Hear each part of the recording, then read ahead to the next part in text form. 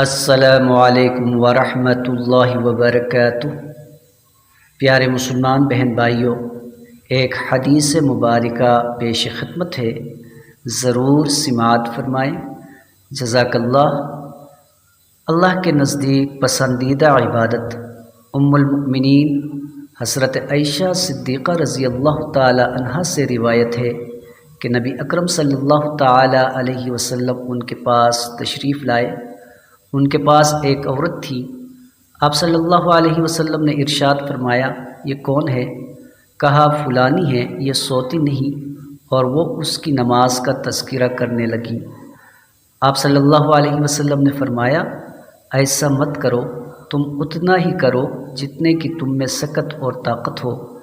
اللہ کی قسم، اللہ ثواب دینے سے نہیں تھکتا، لیکن تم عمل کرتے کرتے تھک جاؤ گے۔ اسے تو وہ دینی عمل سب سے زیادہ پسند ہے جسے آدمی پابندی سے کرے۔